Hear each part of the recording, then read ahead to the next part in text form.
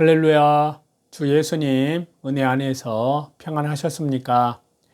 계속해서요 성경과 한국의 상고사 연결을 해서 말씀을 드리는 중에 역단의 후손과 단군 조선을 연결해서 말씀을 드리는 가운데요. 지난번에는 이제 역단의 후손, 하나님을 찬양하는 신앙과 단군의 환인환국, 환웅배달국 신앙의 개성의 모습을 말씀드리는 가운데 역단의 후손과 단군 조선을 연결하는 첫 번째 근거를 말씀을 드렸고요. 이 시간에는 이제 두 번째 근거는 역단의 후손의 신앙과 단군 신화가 암시하는 신앙적인 의미를 좀 살펴보려고 하는데요. 역단의 후손은 두말할 나위 없이 셈의 신앙, 곧 하나님을 찬양하는 축복을 간직하였는데요. 그 신앙을 가지고 동쪽으로 이주하는 것입니다. 이러한 신앙의 흔적이 단군 조선 개국을 묘사한 단군 신화, 그리고 단군 조선의 국조, 단군 왕검의 행적에 남겨져 있습니다. 먼저 단군 신화에서 곰이 37일, 즉 21일 동안 굴에 들어가서 마늘과 쑥을 먹고 어둠 속에 처하여 있음은 말 그대로 곰이 그렇게 하였다는 것이 아닙니다. 단군 신화의 곰은 당시에 그 지역의 부족의 민족으로 이해할 수 있고요. 이에 대해서 여러 가지 증거들이 있는데요. 곰은 곰족을 뜻합니다. 자, 황상기 단군 개국 당시에 곰족과 호족이 있었다고 말을 합니다. 황상기 그분은요. 그래서 그 내용을 보면요. 그때 하나의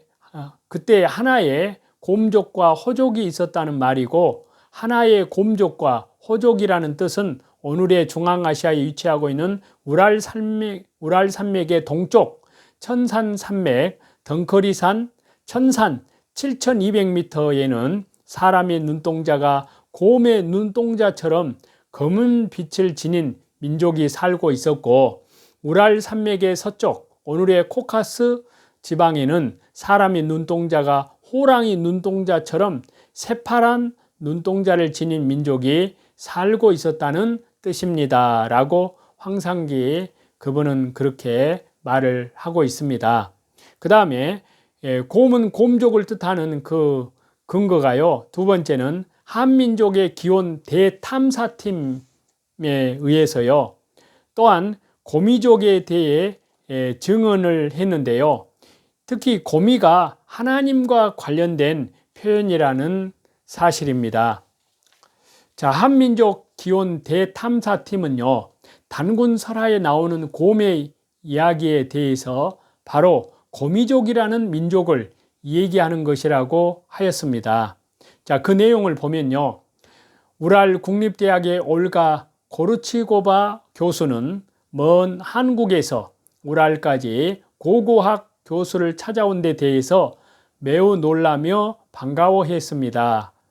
그녀는 고미족뿐만이 아니라 교차글을 사용하는 사람들이 우랄 산맥 서쪽의 핀란드에서부터 동쪽의 브리야트족에 이르기까지 매우 광범위하게 분포되어 있다고 말하면서, 또 고미족의 조상들이 사용했던 석기의 돌들은 모두 카프카스 북방, 특히 볼가강 유역에서 나오는 돌들이라는 것을 알려주었습니다.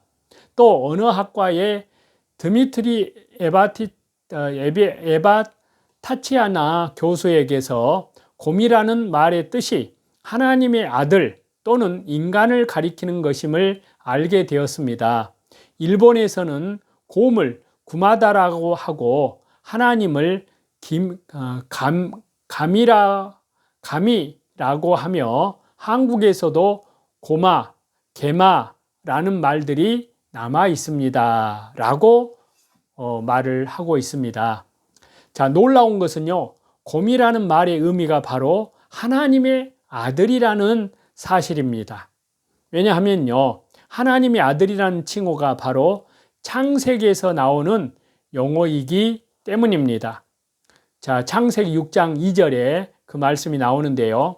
하나님의 아들들이 사람의 딸들의 아름다움을 보고 자기들이 좋아하는 모든 여자를 아내로 삼는지라.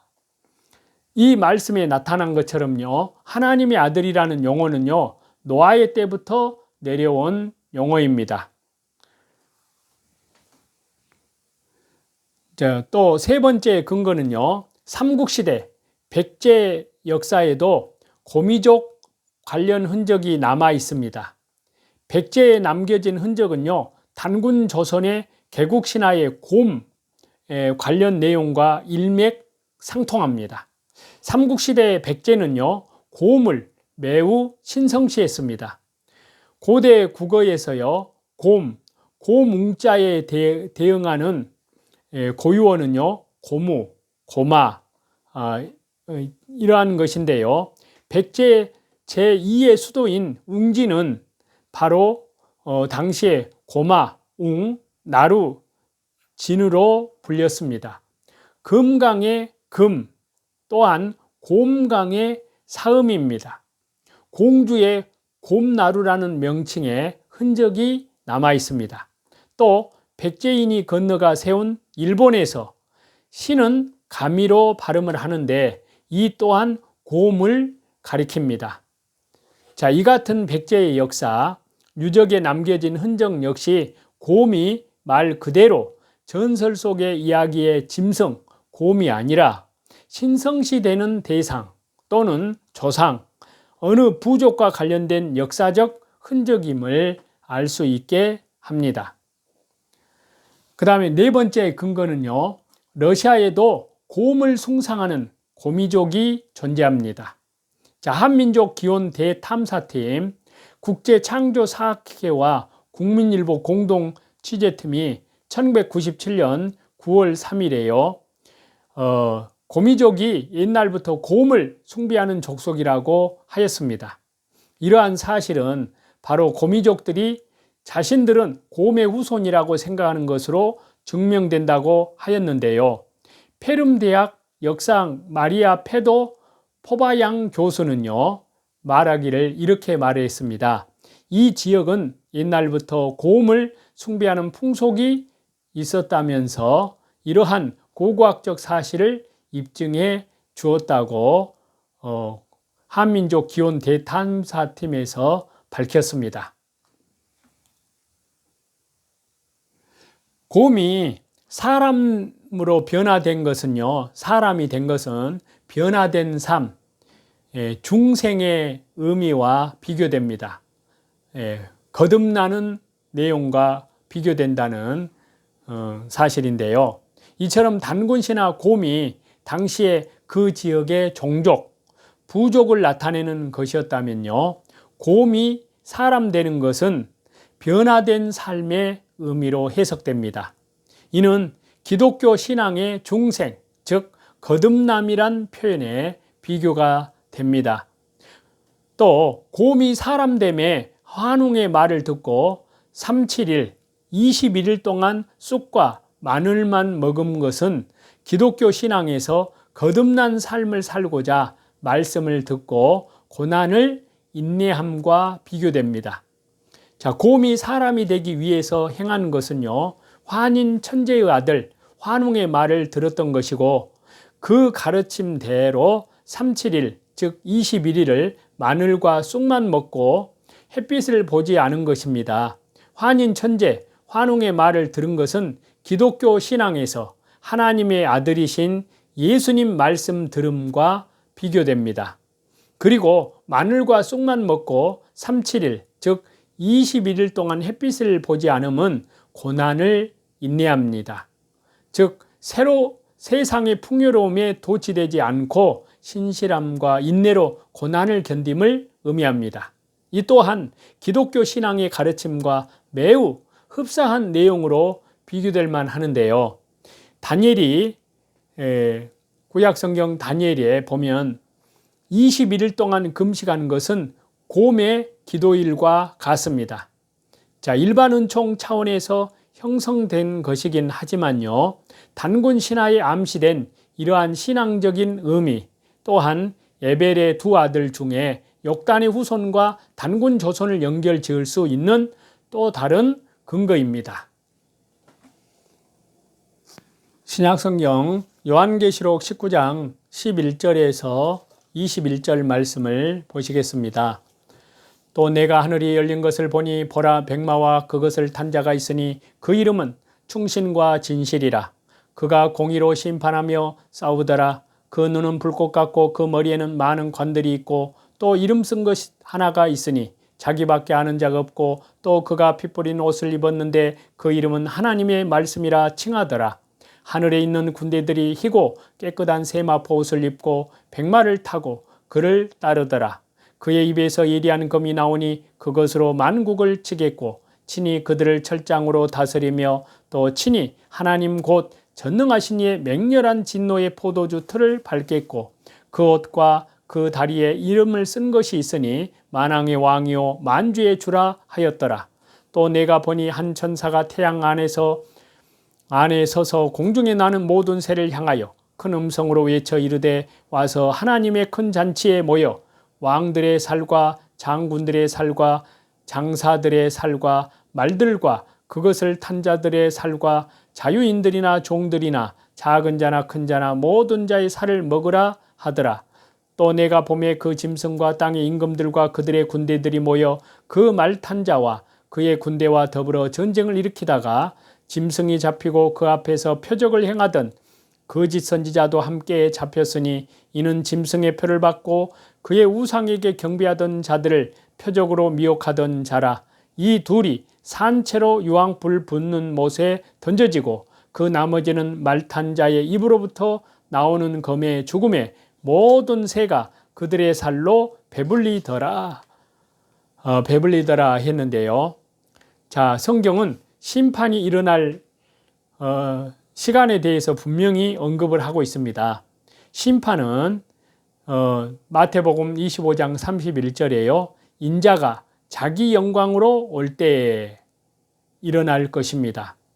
모든 말씀이 주 예수님이 재림하시는, 다시 나타나시는 바로 그 순간 심판이 시작된다고 가르칩니다. 이는 이 말씀은 주 예수님 재림에 대한, 오심에 대한 요한계시록에 방금 읽었던 예언의 말씀과 완벽하게 일치합니다. 따라서 주 예수님께서 나타나시면 구원의 기회는 영원히 사라질 것입니다. 예수님이 재림하시면요. 그러니까 구원은 예수님 재림하시기 전에 구원을 받아야 되는 겁니다. 자비의 날은 끝나고 예수님이 재림하시면요. 그분의 주 예수님께서 악한 자들을 즉각 심판하실 것입니다. 구제할 길은 없습니다. 그때 가서는요. 그들은 악한 종처럼 부지중에 주님의 재림을 맞게 될 것입니다. 미련한 다섯 처녀처럼 닫혀버린 문 앞에 서게 될 것입니다. 어리석고 게으른 청지기처럼 그럴듯한 변명거리를 찾을 수 없을 것입니다. 그들에게 구원의 날은 끝났습니다. 예수님께서는 지상 왕국을 세우기 위해 다시 돌아오십니다. 다시 재림하십니다. 그리고 양이 아닌 자는 그 누구도 그곳에 들어갈 수 없습니다. 찬송 드리시겠습니다.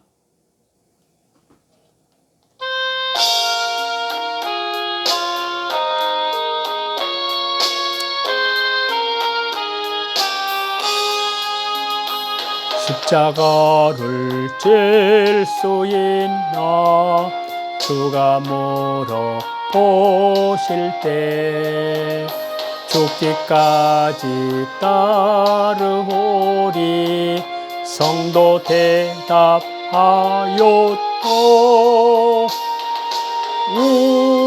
우리의 심령 주의 것이니 주님의 형상 만드소서. 주 인도 따라 살아갈 동안 사랑과 충성을 바치오리다. 너는 기억하고 있나 구원받은 강도를. 그가 회개하였을 때 낙원 허락 받았다. 우리의 심령 그의 것이니 주님의 형상 만드소서. 주 인도 따라 모든 감사와 찬송과 존귀와 모든 영광과 영원한 능력과 권세를 우리 성삼위 하나님께만 돌립니다. 오늘도 자기를 부인하고 자기 십자가를 지고 믿음의 주여 온전케 하시는 주 예수님만을 바라보면서 성령으로 살면 성령으로 행할지니 지극히 거룩한 믿음 위에 자기를 건축해 나아가고요. 우리 주 예수 그리스도의 재림을 향하여 그리스도의 순결한 신부들로 저와 여러분 오늘도 말씀 중심으로, 기도 중심으로, 예배 중심으로, 또 전도 중심으로 하나님 나라와 복음을 위해서 신실하게 충성된 믿음으로 나아가는 저와 여러분이 다 되시기를 우리 주 예수 그리스도 이름으로 간절히 축원합니다. 감사합니다.